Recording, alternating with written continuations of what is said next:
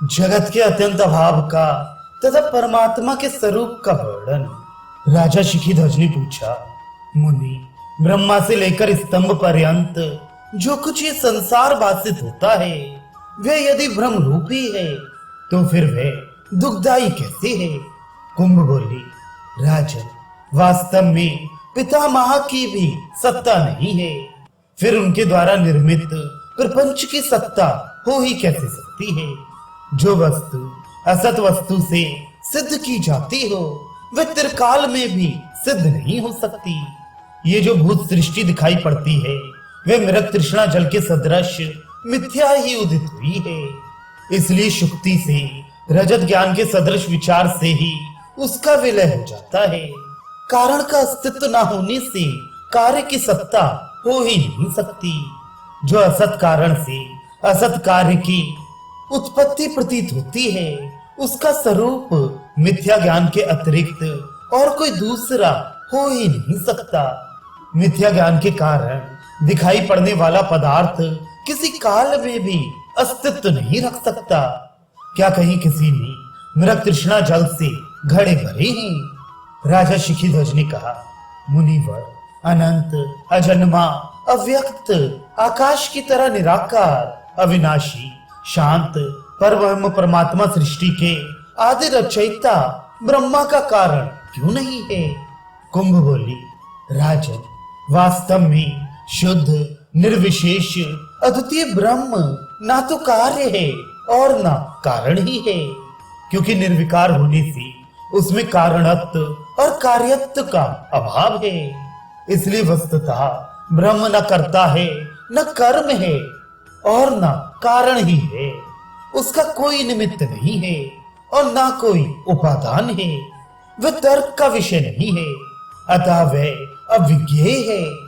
जो अतर्क के, अविज्ञेय, शांत, विकार शून्य और कल्याण रूप है, उसमें कर्तृत्व और भोक्तृत्व किस तरह, किसका, किससे और किस समय होगा? अतः ये जगत वास्तव में किसी से उत्पन्न नहीं है और न इसकी सत्ता ही है। इसलिए आप न करता है और न भोगता है, किंतु सब कुछ शांत, अजन्मा, कल्याण में ब्रह्म ही है। वास्तव में कारण की सत्ता ही नहीं है। इसलिए यह जगत किसी का भी कार्य नहीं है, क्योंकि कारण का स्वरूप न रहने से जो कार्य स्वरूप दिखाई देता है वह केवल ब्रह्म से ही है। किसी का कार्य न होने से इस सृष्टि का तीनों कालों में अत्यंत अभाव है। ये जगत जब किसी भी कारण का कार्य नहीं है तब अनायास समस्त पदार्थों का मिथ्यात्व सिद्ध हो जाता है। पदार्थों का मिथ्यात्व सिद्ध हो जाने पर फिर ज्ञान किसका? और जब ज्ञान का ही अभाव सिद्ध हो गया तब अहंकार का कोई कारण ही नहीं रहता। इसलिए राजन, आप शुद्ध मुक्त ही हैं, फिर बंधन और मोक्ष की बात ही क्या है? राजा शिखीध्वज ने कहा, भगवान, मैं वास्तविक तत्व को जान गया। आपने बहुत ही उत्तम और युक्ति युक्त कहा है।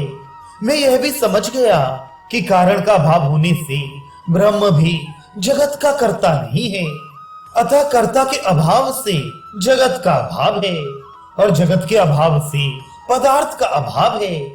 इससे उसके बीज चित्त आदि का भी अभाव है और इसी से अहमता आदि की भी सत्ता नहीं है। इस प्रकार की स्थिति होने पर मैं विशुद्ध ही हूँ, सर्वज्ञ हूँ और कल्याण स्वरूप हूँ, क्योंकि परमात्मा से भिन्न दृश्य विषय कुछ है ही नहीं। ये आपने मुझे समझा दिया। इसीलिए सब पदार्थों का स्वरूप जान लेने पर अहम आदि से लेकर अंत तक जितने दृश्य पदार्थ हैं वे सब असद रूप ही भासते हैं। इसलिए मैं आकाश की भांति शांत हुआ संभाव से नित्य स्थित हूँ। अहो, देश, काल, कला एवं क्रियाओं से युक्त ये जो जगत के पदार्थों की नाना दृष्टि थी वे दीर्घ काल के अनंतर शांत हो गई। अर्थात मुझे दृश्य जगत के अभाव का ज्ञान हो गया। अब केवल अविनाशी शांत ब्रह्म ही स्थित है। अब मैं शांति में मुक्त स्वरूप और परिपूर्ण हूँ। मैं क्रिया, उत्पत्ति और विनाश से रहित हूँ। मैं अतिशय शुभ कल्याण स्वरूप विशुद्ध परमात्म स्वरूप हूँ।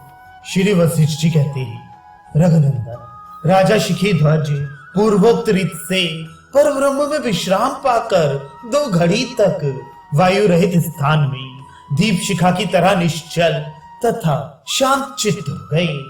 फिर जब राजा शिखीध्वज निर्विकल्प समाधि में स्थित थे, तब अपनी सहज लीला भरी वाणी से कुंभ ने उन्हें तत्काल जगाया।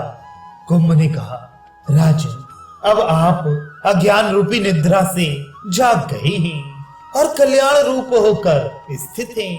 प्रिय, जब परमात्मा का एक बार स्पष्ट रूप से अनुभव हो जाता है, तब उसके लिए समस्त अनिष्टकारक पदार्थों का अभाव हो जाता है। अतः अब आप समस्त कल्पना रूपी दोषों से रहित हो जीवन मुक्त बन गए हैं। श्री वशिष्ठ जी कहते हैं, श्री, जब मुनि श्रेष्ठ उस कुंभ ने राजा शिखीध्वज को इस तरह समझाया, तब वे ज्ञानी हो गए और महामोह से रहित हो शोभा पाने लगे। तब कुंभ ने कहा, महाराज, मैंने पहले जिस आत्म तत्व का उपदेश दिया था, उसे ग्रहण कर अज्ञान रूपी आवरण से मुक्त हो जाने के कारण आप दैदीप्यमान होकर खूब शोभा पा रहे हैं।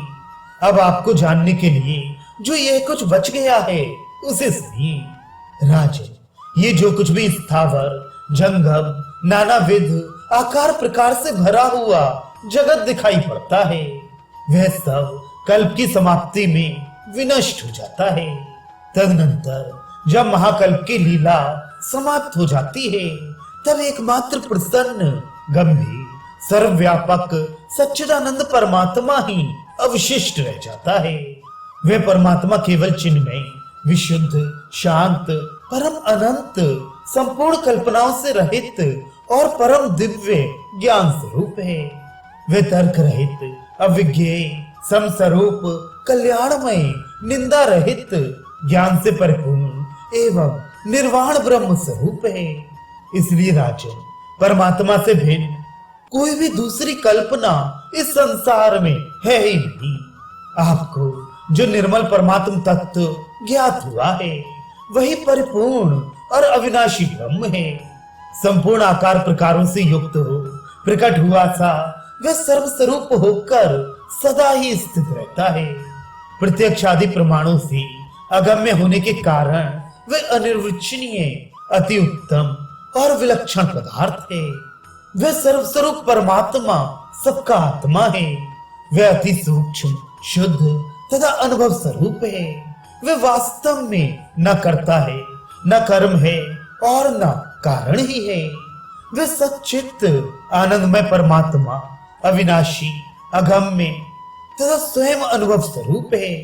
ये जगत यथार्थ रूप से जान लिए जाने पर परम कल्याणकारक हो जाता है, क्योंकि यह परमात्मा के संकल्प से उत्पन्न होने के कारण परमात्मा का स्वरूप ही है। किंतु यदि जगत यथार्थ रूप से न जाना गया, तो वह भयंकर दुख देने वाला और अकल्याण कारक होता है।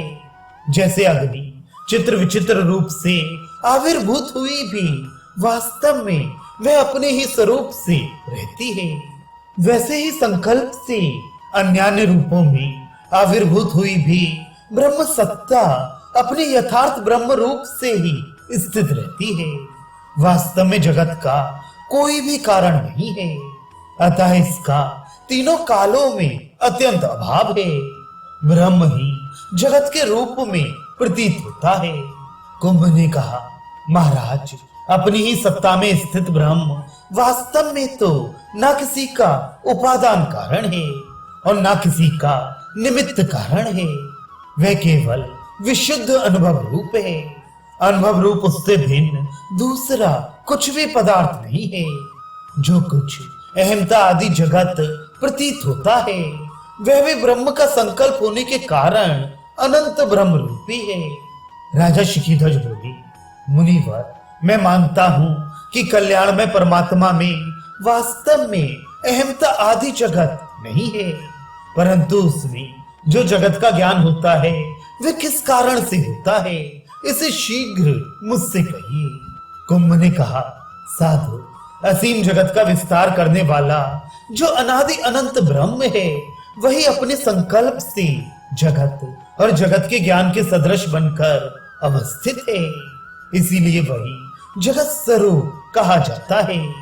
जिस प्रकार जल में रस सार वस्तु है, उसी प्रकार सब पदार्थों की सार वस्तु परमात्मा ही है।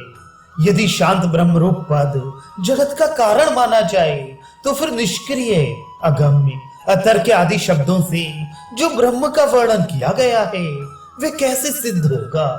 इन सब युक्तियों से ये निश्चित होता है कि वास्तव में वह ब्रह्म किसी भी कार्य का न निमित्त कारण है और न उपादान कारण ही है। अतः इस सृष्टि का अस्तित्व किसी काल में है ही नहीं। जिनमें परमात्मा के अतिरिक्त इस सृष्टि की दूसरी कोई सत्ता है ही नहीं, जिससे कि उसका वर्णन किया जाए। इसलिए सिद्ध हुआ कि जड़ दृश्य जगत की सत्ता है ही नहीं। जो भी कुछ ये दिखता है, वे एक तरह से चैतन्य घन ही अपने संकल्प से स्फुरित हो रहा है।